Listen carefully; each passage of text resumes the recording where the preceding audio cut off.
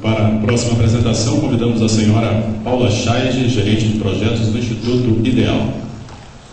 Bom dia a todos. Primeiramente, eu gostaria de agradecer muito o convite. O Instituto Ideal está muito feliz de estar aqui. O que eu vou apresentar é muito na linha do que o Mataro falou da comunicação, que é algo que nos 4 anos que a gente vem trabalhando na área solar, fotovoltaica, principalmente, a gente identificou um gargalo e uma área que o Ideal poderia atuar. Pode passar. Apresentando rapidamente o Ideal, eu acho que tem muita gente até que eu conversei que já conhece muito nossos produtos, mas vale a pena reforçar um pouquinho. Então, o Instituto Ideal foi criado em 2007, ele tem 3 diretores, o presidente é o Mauro Passos, o professor Ricardo Ritter, da Universidade Federal de Santa Catarina, e o professor João Tavares Pinho, da Universidade Federal do Pará. O Instituto tem um papel de divulgação e incentivo de fontes alternativas, então por eventos que nós organizamos, participação com stand, aqui por exemplo foi no CBENS em Recife na última semana, uma visita aqui à usina Megawatt Solar em Florianópolis que está sendo construída com o pessoal do Greenpeace, concurso de monografias ecológicas, que é um concurso da América Latina e Caribe. E na área solar, o principal guarda-chuva de ações é o América do Sol, que ele é desenvolvido em cooperação, com apoio da cooperação alemã, por meio da GIZ, que eu trabalho na GIZ e o KfW. Nós fizemos uma série de projetos dentro desse projeto maior guarda-chuva. Ele iniciou com os estádios solares em 2008, 2009 começou o trabalho de visitar cada estádios para utilizá-los como vitrine, para aproveitar agora a Copa do Mundo para divulgar essa tecnologia. Se expandiu para a questão dos aeroportos solares e telhados solares com a resolução 482 acabou sendo o nosso maior foco nos últimos 2 anos. A gente criou em 2010 um site de informações sobre energia fotovoltaica, onde tem diversos estudos gratuitos. Todos os nossos produtos também estão lá. E foi uma maneira justamente de tentar preencher essa lacuna que a gente via que existia no Brasil na internet, de uma comunicação, de uma linguagem simples, acessível para qualquer pessoa em português. Hoje o site tem 3 línguas, em espanhol e inglês também. Não pode passar. E daí agora eu vou explicar cada um dos nossos projetos específicos, que é o simulador solar, fundo solar 50 telhados, as cartilhas e o selo solar. Pode passar.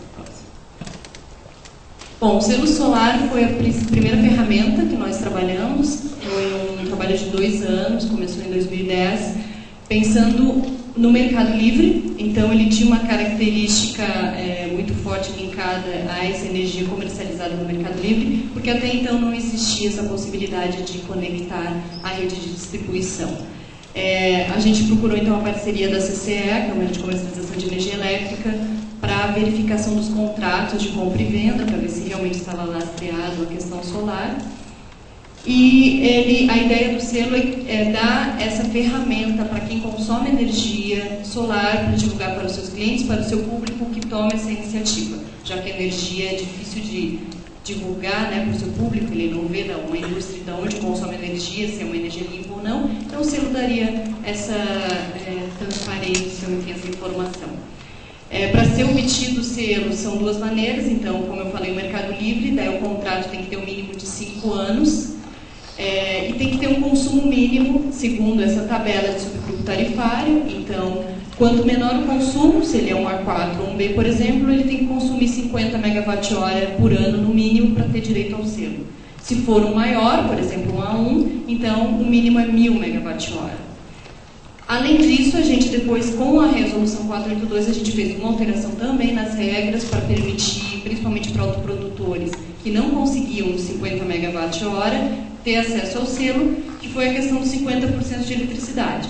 Então, se não consegue atender essa meta, seja no mercado livre ou autoprodução, se tiver pelo menos 50% da energia consumida vindo de fonte solar, da eletricidade elétrica, energia elétrica, pode receber o selo. Tanto que hoje todos os certificados que nós temos estão nessa categoria. Ainda não tivemos do mercado livre. A gente acredita que em breve o Megawatt Solar da Eletrosul, a ideia deles é comercializar no mercado livre, venham os primeiros certificados, e mesmo com o leilão de Pernambuco, que pode ter interessados para essa energia. Próximo, por favor. Pode clicar mais uma vez? Então, aqui é onde está os selos hoje, né? O primeiro certificado vai falar aqui logo à tarde, que é o Vitor da PGM Sistemas. Então, em Uberlândia, foi a primeira empresa a receber o certificado de selo solar. Pode passar para a próxima. Depois, nós criamos uma categoria especial de selo socioambiental, que são projetos que têm características, trabalham exclusivamente com questão ambiental ou social, que daí não precisam respeitar nem o percentual mínimo, eles, por ter o sistema, já recebem, que a gente vai conceder o Tamar na Bahia. Próximo. O estádio Pituaçu e também a SETRE, que é a Secretaria de Trabalho, Renda e Emprego da Bahia, ambos consomem energia vindo do sistema instalado em Pituaçu, receberam a certificação. E tivemos também 6 selos, 2 casos eram empresas, advogados, e 3 residências no Rio de Janeiro que receberam o selo mais recentemente. Tem outros que já estão em processo, então esse é um processo contínuo. A gente vê agora uma tendência cada vez maior de mais empresas certificadas, principalmente com a resolução, ajudou bastante a incentivar a instalação de sistemas e o benefício daí do selo. Materiais educativos. Para preparar o selo, a gente fez uma pesquisa, 2 pesquisas, uma qualitativa e uma quantitativa, em 2010, início de 2011, com a população em geral e com gestores de empresas, para saber um pouquinho o que pensavam sobre energias alternativas, energia solar. Então, a primeira constatação que a gente viu era a confusão com aquecimento solar e energia fotovoltaica. As pessoas não conheciam, né, fotovoltaica, a palavra fotovoltaica. Então, a gente viu que precisava muito investir nessa questão educativa. Nossa primeira ação, então, foi fazer essa cartilha de eletricidade solar, justamente porque a gente acha que a novidade, ela traz essa desconfiança, né? Mas será que funciona? O que é isso? Eu nunca vi, então, para a pessoa entender o processo. Mas, por outro lado, a informação dá essa confiança que a gente precisa. E a gente utilizou, então, essa questão da cor, da linguagem leve, que é para atrair, né? Mesmo adulto gosta de uma coisa colorida, atrai pela informação mais leve. A gente fez um vídeo também de 2 minutos e meio, que está disponível no nosso site.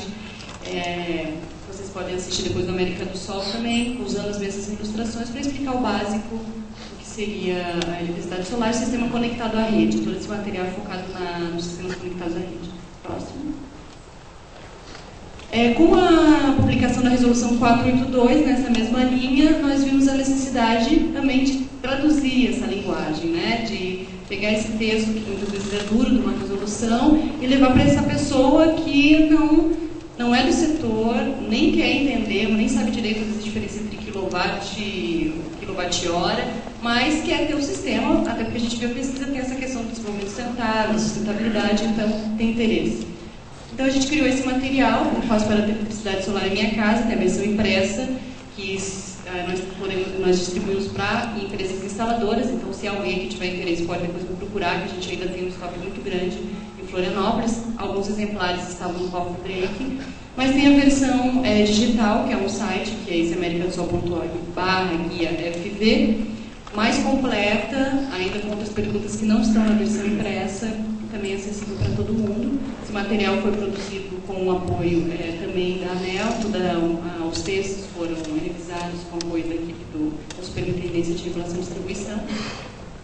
E agora nós estamos já pensando numa outra edição voltada para eólica, microgeradores eólicos, estamos já estudando essa questão. Próximo, por favor. Simulador solar, que é uma das ferramentas de maior sucesso que nós conseguimos criar no último ano. Ele também está fazendo o aniversário agora de 1 ano, fez no final de março, início de abril.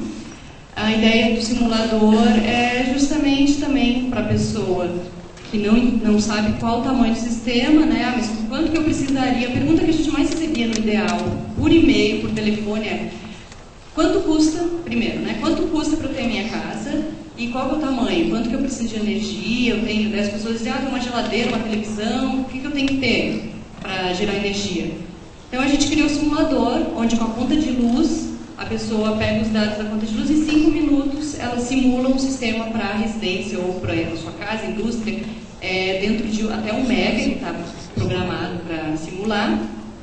E ele gera dados básicos, então mais ou menos a área, né, considerando um painel silício cristalino, a inclinação que seria, quanto que ia gerar, e um gráficozinho mostrando como seria a conta de luz, como é a conta de luz e como seria. Isso em quilowatt-hora, tá? Não é questão em reais que muda um pouco esse padrão. E também sempre considerando o sistema conectado à rede, e a gente já considera desconto, custo, disponibilidade no dimensionamento desse sistema. Próximo, por favor. Outro produto que a gente criou também um pouco por causa da demanda que chegava no ideal e a gente não conseguia atender, que era por empresas. Quem faz isso? Primeiro as pessoas procuravam o ideal para fazer projeto.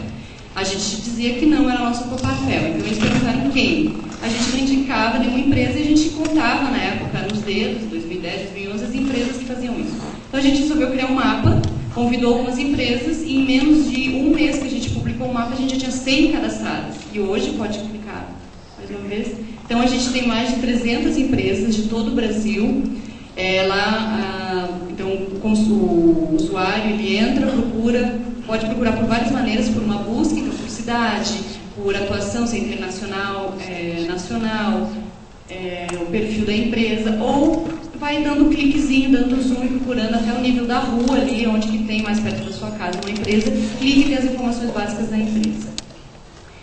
Pode passar para o próximo. E um ano atrás, em maio do ano passado, nós lançamos um fundo solar, que é uma iniciativa em parceria com a GCL, que é uma instituição alemã. Eles têm um selo também na Alemanha de eletricidade verde, e eles têm recursos disponíveis para investir em novos projetos de geração de energias renováveis. Então a ideia do fundo é apoiar projetos de microgeração, então até 5 kW de potência, para edifícios residenciais de pequena indústria, porque a gente acha que os bem pequenininhos, que esses até 5 kW, às vezes tem algumas dificuldades, né, alguns custos a mais. A gente também, como fundo, está podendo ter uma avaliação econômica da microgeração, entender um pouquinho a questão de preço no Brasil e avaliação da qualidade e monitoramento. A gente acompanha, então, os tipos de projetos que estão sendo orçados e oferecidos no mercado. Próximo, por favor. Então, como funciona? O fundo, qualquer pessoa física ou jurídica pode solicitar o apoio financeiro, um apoio a fundo perdido, para ajudar na viabilidade econômica do sistema. Então, são de R$1.000 a R$5.000 é o que é dado por projeto, como eu falei, são até 5 kW de potência. O objetivo é incentivar esses pequenos. E a gente faz, então, a avaliação a partir de uma série de documentos que são solicitados, estão todos lá no site da América do Sol, se tiver interesse, você pode procurar. Orçamento, e daí a gente faz o cálculo de quanto que ele precisaria, dependendo da cidade, da concessionária, quanto paga de tarifa, para ser viável. E a gente responde, olha, o seu apoio vai ser X. Se a pessoa concorda com o apoio, assina um termo de compromisso conosco, faz a instalação, é importante ressaltar que tem que primeiro solicitar o fundo para depois instalar o sistema. E instalando o sistema, a gente faz o repasse, depois da comprovação de que o sistema era exatamente o que foi a documentação entregue da solicitação inicial. Próximo, por favor. Isso é mais ou menos o que a gente tem hoje. Então, nós recebemos 52 solicitações. Até agora, 12 projetos foram aprovados dessas cidades, né? Todos a gente já fez o envio do termo de compromisso, alguns deles estamos aguardando ainda o retorno, né, dos solicitantes com assinatura, mas hoje já tem um total de 34 kW que seriam incentivados com esse fundo, mais ou menos R$33.000 que estão envolvidos em doações para esses projetos nessa fase. Nós temos disponíveis R$65.000 para esse projeto, a princípio ele até 2014, final de 2014, a execução dele. Próximo. O mais recente projeto nosso é o 50 Telhados, que foi um presente que a gente recebeu do Gustavo, da Econova, que foi iniciado em Uberlândia há 2 anos atrás, como uma iniciativa dele para incentivar o mercado local. O projeto cresceu e ele viu que para esse gerenciamento a nível nacional, a demanda era muito grande de outras cidades querendo participar, resolveu passar para o Instituto Federal para fazer a coordenação. Então, desde dezembro, a gente está coordenando esse projeto e a gente estipulou como meta ter, no ano de 2014, 20 cidades participando desse projeto. A meta é a seguinte: cada cidade ela tem que ter pelo menos 50 telhados de 2 kW ou 100 kW pico de potência instalado total. A ideia é criar uma certa uma disputa positiva entre as cidades para ver uma corrida, né? Quem é a cidade que primeiro vai alcançar a meta, como uma maneira de incentivo e também de motivar outros apoiadores, porque quem executa é uma empresa, então a empresa manda para a gente documentação para a gente ver se ela tem condições, né? Ela tem experiência, tem pessoal capacitado, e está comprometida para chegar a essa meta, porque isso tem que ser feito em 2 anos, e ela depois deve procurar então apoiadores, por exemplo a prefeitura, né? Mostrar, porque a cidade vai aparecer, vai ser 50 telhados Brasília, por exemplo.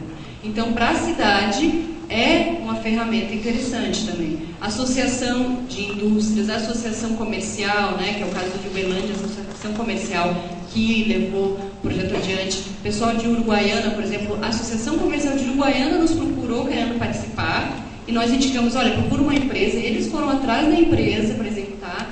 Então, está sendo muito bacana esse movimento de outras instituições que querem colaborar, né? Universidades, mais diversos tipos de instituições podem apoiar, né? E quem executa, e a execução não é exclusiva nas cidades, pode ser mais de uma empresa, 1, 2 ou 3, pode passar para a próxima, por favor.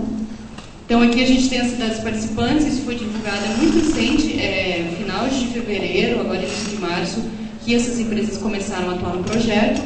Então, a empresa nos diz qual cidade que ela quer atuar, né? Então a gente fez a aprovação delas. Algumas aí elas já têm sistemas instalados, a gente considera que já está instalado para atender a meta. Algumas já estão até muito próximo, por exemplo, em Campo Grande, que já tem 14 projetos, quase metade da meta, Florianópolis a mesma coisa e o Rio também. Então a gente vê que Rio e Búzios são 2 casos que tem 3 empresas participando. Pode passar para o próximo. Mas antes da gente receber esse projeto, já existia um contrato de exclusividade com algumas empresas do projeto 50 Telhados, com a Dia Tecnometal, que está em Belo Horizonte, Fortaleza, Natal, Goiânia e Recife, e com a Energibras em Campinas, e Uberlândia com a Associação Comercial. Uberlândia, inclusive, já alcançou a meta, né? Talvez será feito uma segunda fase. As outras estão ainda em trabalho. Nesse caso, nessas cidades, então, não é possível entrar outras empresas. Mas, qualquer outra cidade do Brasil, o projeto ainda está aberto, então quem tiver interesse também pode nos procurar. Próximo, por favor. Agora, a última parte é uma pesquisa que a gente tem feito, a gente iniciou faz menos de um mês, para entender um pouquinho também de como está funcionando esse atendimento das concessionárias com relação aos sistemas de micro e mini geração. É uma pesquisa que vai ser estendida, a gente quer fazer com as 300 empresas do mapa, né, enviar para todas. A gente fez uma fase teste, então são resultados preliminares, para testar desde as perguntas até ver a resposta dos participantes. Então, nessa primeira fase, a gente mandou um questionário online também, né? Foram, acho que, 20 empresas que me responderam, teve 32 respostas para todas essas concessionárias, então elas foram citadas nessa avaliação. Pode passar para o próximo. E daí a gente fez algumas perguntas. Por exemplo, uma pergunta que a gente fez, você conhece bem, essas são todas para instalador, tá? Quem respondeu, diferente da Danel, que era proprietária, que é o instalador. Você conhece bem a seção 3.7 do módulo 3 dos procedimentos de distribuição prodígio da ANEEL? Também para a gente saber se os instaladores sabem, né, o que está em vigor hoje. Então, a gente viu que a maioria conhece, uma minoria, apenas 8%, um pouco mais, disse que não. Mas a gente perguntou, então, as exigências da norma da distribuidora estão coerentes com o disposto? Aí já teve um pouco mais de discordância, então 34% avaliaram que não. Pode passar para o próximo. E daí, com relação às normas das distribuidoras, né, que a gente ouvia algumas queixas, por isso que a gente também quis ouvir mais empresas. Então, dessas respostas que a gente recebeu, qual o grau de satisfação com a norma da concessionária? Então, 34% satisfeito, 38% pouco satisfeito, muito insatisfeito, apenas 16%, também é um número considerável, eu acho, um estado bastante positivo. E com relação à condução do processo, né? Como que é feito isso? Então, a avaliação foi que 34% está pouco satisfeito, 31% insatisfeito, 22% satisfeito. Então também está bastante equilibrada essa questão. Próximo, por favor. A gente perguntou também se o procedimento de análise das solicitações é padronizado, né? Se você vê que com vários pedidos que você fez, a resposta é sempre a mesma, às vezes varia a pessoa que atende. Então a gente viu que aí já também 41% disse que não, apesar de a grande maioria ainda dizer que sim, quase 60%. A norma técnica da distribuidora apresenta claramente todos os requisitos técnicos e etapas necessárias para a aprovação do projeto. 56% concorda que sim, 44% não. Pode passar para o próximo. Bom, era isso. Acho que acabei até nesse meu tempo. Eu agradeço mais uma vez e estou à disposição meus contatos para quem quiser conversar depois.